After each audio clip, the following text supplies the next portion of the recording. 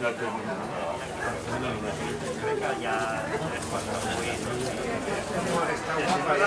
He tenido hasta ahora, me se han acabado. Pero claro, lo que no puedo hacer es mandar a otra punta de España. Si no pone que no tengo otro problema.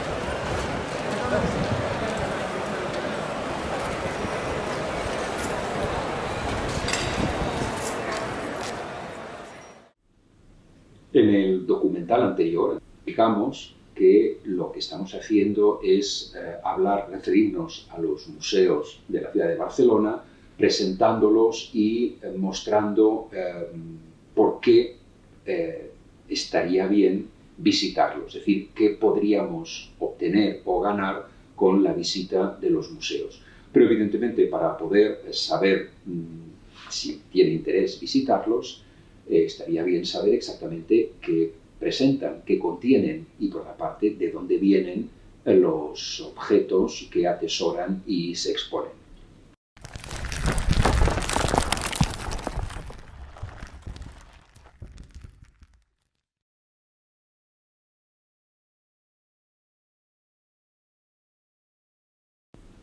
Las colecciones de los museos de Barcelona, como por ejemplo también colecciones de otras ciudades, especialmente ciudades americanas, tienen una procedencia distinta a la de algunos grandes museos europeos.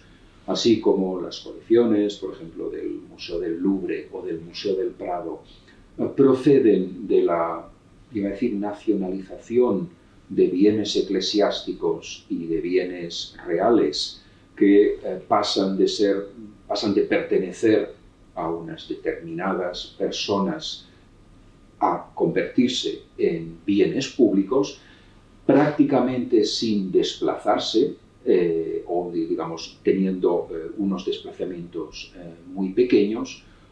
Por el contrario, en otras ciudades o en otro tipo de museos, las colecciones proceden de donaciones. Es decir, son unos particulares que empiezan a atesorar obras para darlas a los museos o se encuentran con colecciones que deciden donarlas a fin de hacerlas públicas.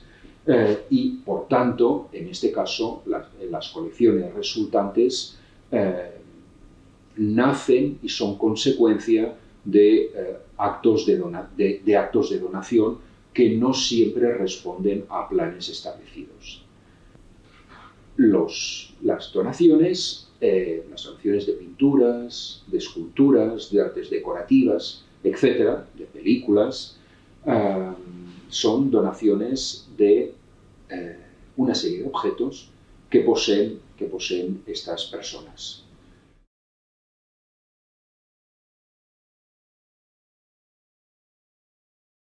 Dentro de la rareza, por ejemplo, ahora estamos en un lugar especial. Omar Pamuk ha hablado de ese museo como uno de los 5 pequeños museos más importantes del mundo, ¿no? Bueno, pues efectivamente es el museo de un escultor que tiene contacto con obras importantísimas de la historia del románico, de la historia del gótico, de la historia del barroco, pero más allá de eso que sería un museo convencional, un museo de grandes ideas, él lo que está persiguiendo es una rareza. ¿Qué rareza está persiguiendo Marés? Está persiguiendo la rareza de lo efímero. Es decir, hay cosas que se han producido en el mundo a millones de unidades y de las cuales ya no queda ninguna. Solo que encontremos una, solo que una vitola de puro de una marca de La Habana del año 1874, solo queda una, seguramente estará aquí. Colecciones de cromos que todos los niños desde mediados del siglo XIX coleccionan cromos. Bueno, pues esos cromos se han destrozado, se han destruido. ¿Por qué? Pues porque, como dice Ramón Gómez de la Serna, en una de sus greguerías, 4 traslados son un incendio. Es decir, en la medida en que nos vamos moviendo de un lugar a otro, los objetos se pierden. Vemos aquí recogido por el señor Marés, no tiene la importancia para la gran historia que tienen los pisos que hay más abajo en ese mismo museo, en donde hay piezas de la historia del arte convencional. Pero en cambio, si queremos saber quién es ese señor Marés, yo todavía he conocido a Marés de pequeño, que mi padre me decía quién era este señor Marés, que se paseaba en la oscuridad del barrio gótico arrastrando los pies con su melena blanca. Bueno, pues ese señor Marés está más aquí, en esa planta en donde él ha escogido cada una de esas piezas, que no en las plantas bajas, en donde a lo mejor hay una pieza barroca muy importante, pero esa pieza barroca muy importante a lo mejor ha llegado a él de una manera oficial, es decir, algún sacerdote de alguna iglesia en el que él había intervenido a lo mejor se la ha regalado o él la ha comprado a un precio asequible, pero siempre por un motivo que no es el motivo del coleccionista, porque no puede haber un coleccionista de arte barroco, es imposible. El arte barroco está distribuido en el mundo de tal forma que es imposible. En cambio, sí puede haber alguien que haya coleccionado clavos de crucifijos barrocos que han sido destruidos. Esa pequeña pieza entronca con el mundo barroco para el coleccionista mucho más que tener un Bernini. ¿Qué son las cosas que se coleccionan? Es decir, el coleccionismo consiste en la posesión, en la compra, en la adquisición de una serie de cosas. ¿Qué son estas cosas? Evidentemente, son cosas que uno posee en su casa o en sus casas. Son edificios, son coches, son obras de arte decorativo, son monedas, etc. Es decir, son toda una serie de cosas que se documentan cuando, por ejemplo, se produce una herencia. Cuando uno tiene una deuda, por ejemplo, con un banco, se tiene que producir lo que se llama un levantamiento de bienes, es decir, la documentación exhaustiva de todo lo que uno posee y que puede ser ofrecido a cambio de saldar una deuda. Es decir, por tanto, lo que uno tiene en su casa son bienes. ¿Qué es un bien? Puede sorprender que una misma palabra, la palabra bien, sirva para designar lo que uno posee y lo que uno hace. Quiero decir que el bien el bien no es algo que se persiga. Los bienes se pueden comprar, pero el bien no se persigue. Y no se persigue porque uno no tiene por qué pretender hacer el bien, sino que el bien es una cualidad de todo aquello que se hace porque se tiene que hacer. Evidentemente, cuando uno hace a los demás lo que esperaría que otros le hicieran, en realidad, finalmente, la acción produce un cierto beneficio, no solo para quien recibe nuestra acción, sino al mismo tiempo nos produce un beneficio para nosotros mismos, puesto que nos sentimos bien. Es decir, de algún modo, el bien es la cualidad de todo aquello que merece ser realizado y que tiene como consecuencia producir un determinado beneficio y bienestar tanto a quien va dirigida la acción que emprendemos como finalmente a nosotros. Es justo o lógico utilizar una misma palabra para, en principio, designar las consecuencias de una acción y aquello que forma parte de nuestra vida, por ejemplo. Un bien, por tanto, ya hemos comentado que son objetos. Pero ¿cómo entramos en contacto con estos objetos? ¿Cómo los compramos, los atesoramos y los coleccionamos? En realidad todo el mundo somos coleccionistas porque todos tenemos una relación con los objetos que va más allá del verlos o del tocarlos, sino que al final todos de alguna manera lo que queremos es poseerlos. Y una vez poseemos los objetos, esos objetos interactúan con nosotros. Hay una definición clásica que dice que el coleccionista busca en los objetos básicamente tres cosas. Busca la rareza, busca la belleza, entendiendo dentro del concepto belleza una terminología muy amplia, y busca un sentido histórico. Esas son las tres vías que normalmente la teoría de la colección hablamos. Rareza, ¿por qué? Pues porque no coleccionamos las cosas que son más vulgares para nosotros, sino que buscamos entre las cosas aquellas que creemos que hemos visto menos veces, que cuesta más encontrar, que tienen una relación con el mundo más extraña. En cuanto a la belleza, eso es subjetivo, ahora no vamos a entrar en el asunto, no es una discusión estética, es una discusión que, más allá de los cánones estéticos habituales, cada uno de nosotros encuentra la belleza en algo. Y sentido histórico es un término también curioso, porque no buscamos tanto un objeto que ha pertenecido a un rey o a un príncipe, sino que buscamos algo que entronque con la raíz de la historia, es decir, algo que haya pertenecido a un momento de la historia de la cual esa astilla que nosotros tenemos en la mano nos hace pensar, fabular, que estamos dentro de ese momento. Eso puede ser tanto en la gran historia como en la pequeña historia, es decir, alguien que ha, por ejemplo, entrado en relación con una persona que no conoce más que él, y esa persona le ha dado una pluma estilográfica, luego esa persona ha sido importante en su vida y por lo tanto esa pieza tiene una relación histórica no con la historia general, sino con la historia particular de esa persona. Entonces, esas son las ramas en las que se está organizando siempre el coleccionismo. Bueno, Breton insiste en el primer manifiesto en la existencia del ojo en un estado salvaje. ¿Qué quiere decir eso? Pues que el ojo ve, en cierta medida despojado de toda la cultura que nosotros tenemos y que nos priva de ver cosas que en realidad existen y que esa misma cultura nos cierra las puertas, ¿no? Ese mismo mecanismo que él habla para la vista es el mismo que aplica la escritura automática. La escritura automática es una manera de escribir sin trabas mentales y por lo tanto él está explicando eso lo mismo.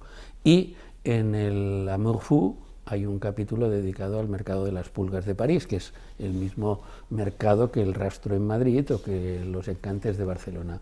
Y él habla de cómo hay objetos que, entre la maraña de cosas que podemos encontrar en esos mercados, de pronto adquieren una cosa que él le llama la reacción poética.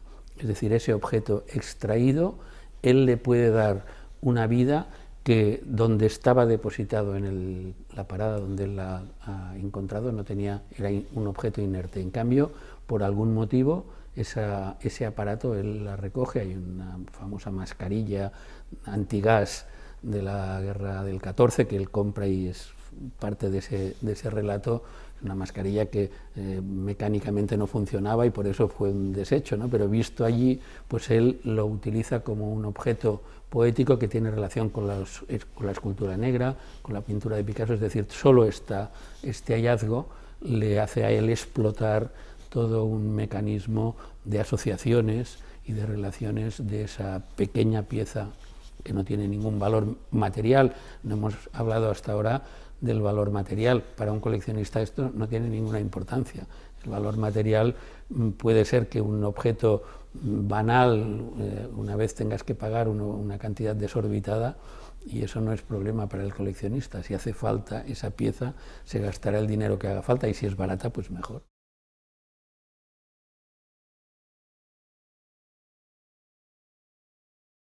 Es necesario, evidentemente, que este objeto nos llame la atención.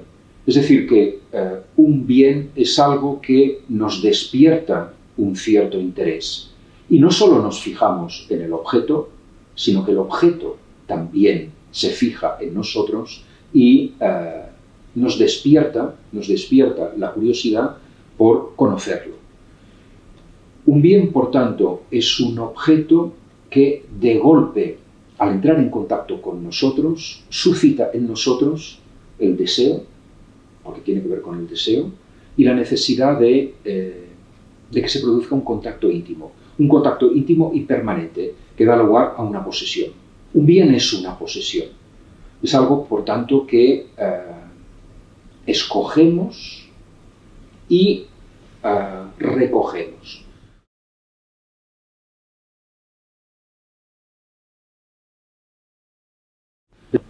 ¿De dónde viene la palabra coleccionar? Curiosamente, coleccionar y elegir vienen de la misma palabra latina. Esta palabra es eligere o eligere. Una palabra que empieza con el radical e, es ex, significa apartar, arrancar, extraer. Legere significa, por un lado, escoger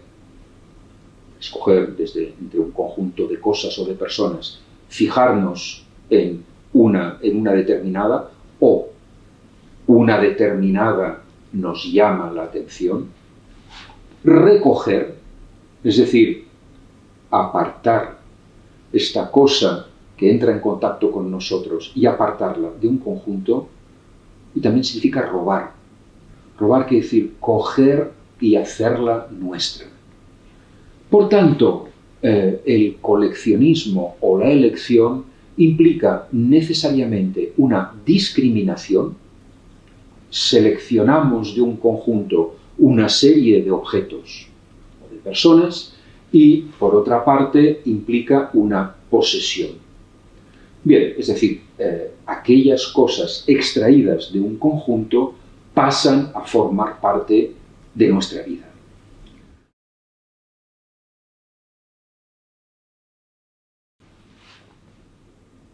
Es verdad que cuando uno tiene bienes, y entre los bienes se pueden encontrar, especialmente hasta el siglo XIX, desde bienes materiales, bienes inmateriales y bienes humanos, sirvientes o esclavos.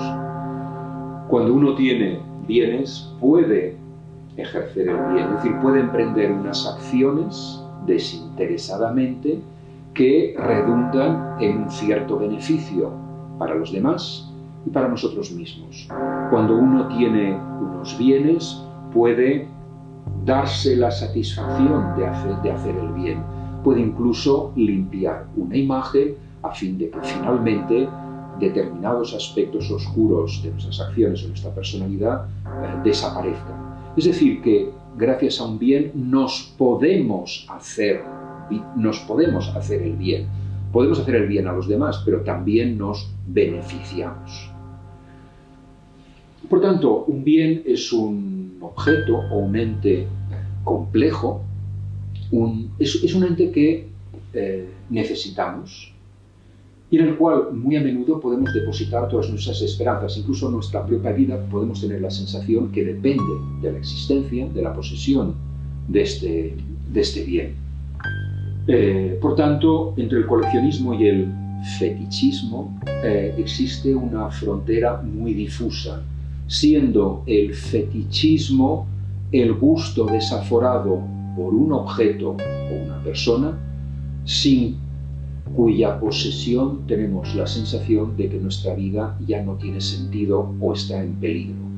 Y por tanto, depositamos en este ente o este ser, digamos, todas nuestras esperanzas. Dependemos de la existencia y de la posesión de este objeto. Con lo cual, un bien, de algún modo, satisface, responde a unas carencias. Es decir, necesitamos algo que dé sentido a nuestra vida. El coleccionismo, por tanto, y evidentemente en tanto que lo que uno atesora responde a un deseo, el deseo siempre es el deseo de todo aquello que nos falta.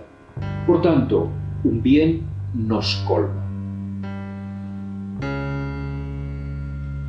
Por otra parte, el coleccionismo implica no solo coger, guardar, atesorar, hacernos nuestro, lograr que algo o alguien entre entre a formar parte de nuestro mundo privado, por tanto, priva a los demás inicialmente de la posesión o contemplación de aquello que hacemos nuestro, pero por otra parte hay un segundo movimiento que pasa por hacer público, por comunicar y exponer aquello que previamente hemos hecho nuestro. Y por tanto, un bien coleccionable transita constantemente entre lo público y lo privado. Es más, en tanto que un bien prueba o muestra nuestros gustos, nuestras tendencias, inevitablemente revela algo de nosotros en el momento mismo en que se expone. Y por tanto, nuestra vida, nuestros gustos privados, se exponen a la contemplación y al juicio público cuando exponemos aquello que nos pertenece, porque de algún modo estas cosas, estos bienes, son una extensión de nuestra vida. Coleccionar, por tanto, es una acción muy compleja que no solo nos afecta a nosotros, sino que afecta a la comunidad y a nuestra relación con la comunidad. Y de algún modo, cuando mostramos, exponemos o damos aquello que coleccionamos o hemos coleccionado, de algún modo estamos reparando una acción que inicialmente hemos emprendido cuando hemos decidido apoderarnos de algo que nos fascina, que nos colma y nos satisface, algo que por otra parte ya ha aceptado entrar en contacto con nosotros y formar parte de nuestra vida.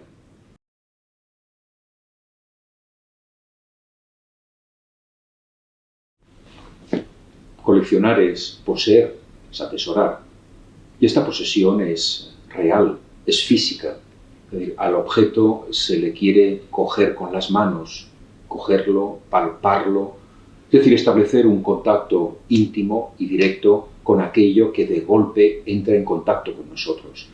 El coleccionismo, la posesión, implica precisamente un contacto directo. Pero no solo se entra en contacto con el objeto, que de golpe entra a formar parte de nuestra colección, sino que también entramos en contacto con todo lo que rodea este objeto. Este objeto tiene una vida. Es cierto que podemos comprar una obra en una obra recién realizada y por tanto una obra que podríamos llegar a pensar que apenas tiene historia, aunque ciertamente la tiene, puesto que es la creación, es la obra del creador, de una persona que ha decidido, quizás por razones no en absoluto gratuitas, sino que ha decidido realizar este objeto por gusto, por placer, por necesidad, para comunicar algo, para ofrecer una visión crítica, para denunciar, para complacer, que por toda una serie de razones y de motivos que evidentemente son los que ha generado y finalmente desembocan en el objeto o la acción que acabamos adquiriendo. Por tanto, en todos los casos, los objetos, los bienes que atesoramos poseen una historia. Si además estos bienes llevan años o siglos de existencia, evidentemente han tenido, quizás hayan tenido una vida, aparte de haber tenido una vida larga, pueden haber tenido una vida compleja, pueden haber pasado de mano en mano, de colección en colección, pueden haber sido atesorados y abandonados, pueden haber sufrido y haber sido restaurados, haber muerto y haber literalmente resucitado, haber desaparecido y haber sido reencontrados. Y por tanto, la posesión, el contacto íntimo con el objeto también implica el contacto con todas estas vidas y todas estas personas que en el presente y en el pasado, lejano o cercano, también han entrado en contacto con este objeto. Es decir, que el objeto nos pone en contacto con personas y situaciones del presente o del pasado. Cuando adquiero o cuando heredo de un objeto, de algún modo evito que otras personas lo puedan poseer, lo puedan adquirir. Es decir, que de algún modo me convierto en una persona especial que tiene lo que otros no tienen y que a lo mejor querrían tener. Es decir, el objeto que colecciono es un objeto que me otorga un cierto prestigio y que me distingue de los demás. Incluso me puede llegar a otorgar un cierto poder. Si el objeto además, si deposito o espero que este objeto me otorgue poder y fuerza, finalmente, digamos, todas mis esperanzas dependen de la existencia y de la presencia de dicho objeto, que de algún modo se convierte en algo así como un amuleto, un fetiche, como ya hemos comentado. Es decir, es algo que nos distingue y nos protege, lo cual evidentemente implica que este objeto tiene una cierta capacidad, una fuerza y una vida que incide completamente sobre nuestra vida. Vida que depende precisamente de la vida del objeto y de su capacidad o disponibilidad en proteger y garantizar nuestra vida. Estos objetos, por tanto, no son objetos inertes, no son objetos, sino que son o unos entes o unos seres dotados de un poder que puede hundirnos o exaltarnos, pero desde luego son unos objetos que inciden decisivamente en nuestra vida.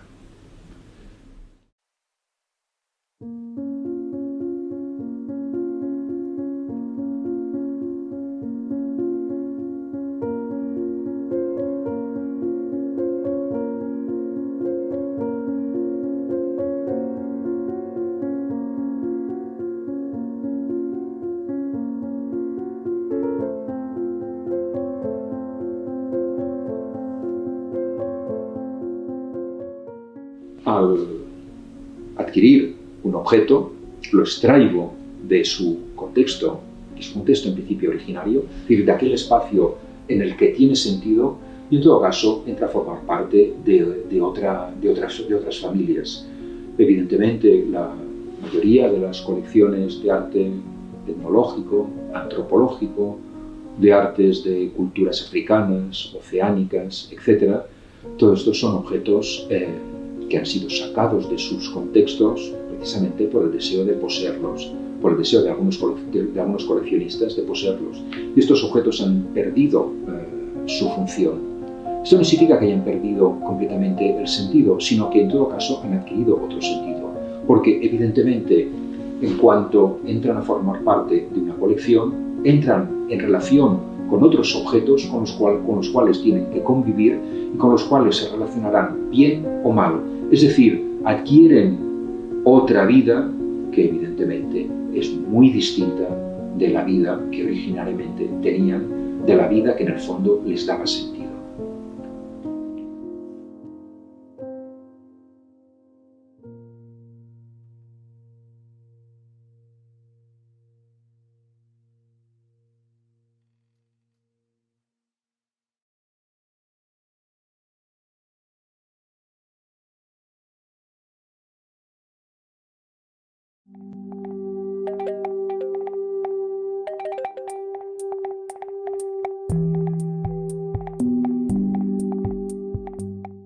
Jo tinc el malíssim costum de no tirar res.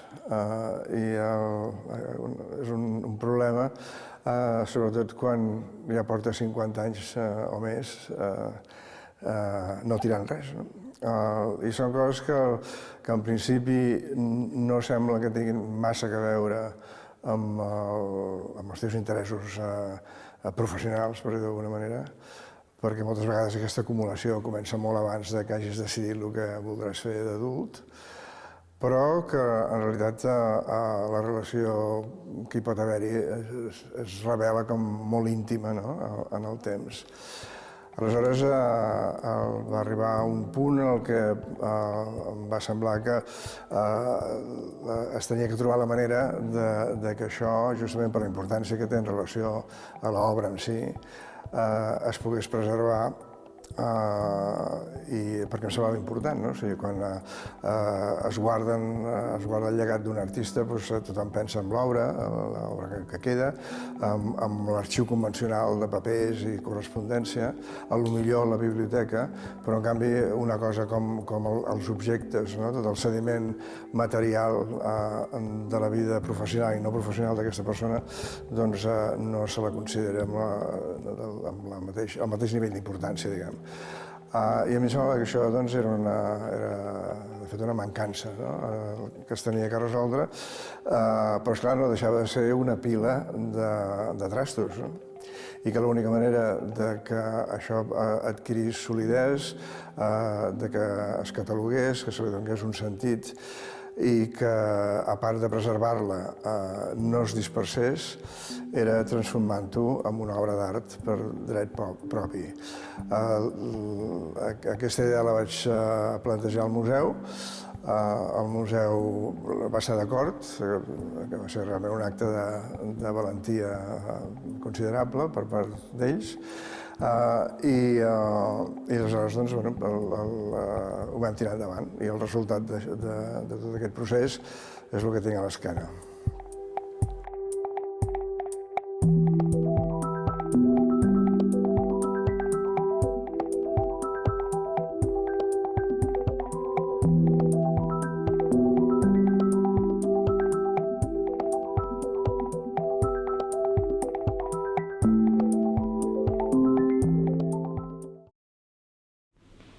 Estamos hablando de coleccionar, es decir, de llevar hacia nosotros una serie de objetos hasta lograr que formen parte de nuestra vida y hasta lograr que nuestra vida dependa de la cercana presencia de estos objetos en los cuales depositamos toda una serie de esperanzas o deseos. Pero existe el movimiento inverso. Y este es el de la dación o donación. Cosas que poseemos, independientemente de cómo las hayamos adquirido, de cómo hayamos entrado en contacto con estos objetos, objetos que de golpe decidimos desprendernos para el disfrute comunitario. ¿Qué es, por tanto, una donación?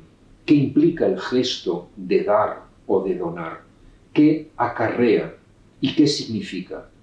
Esto es lo que veremos en el tercer documental.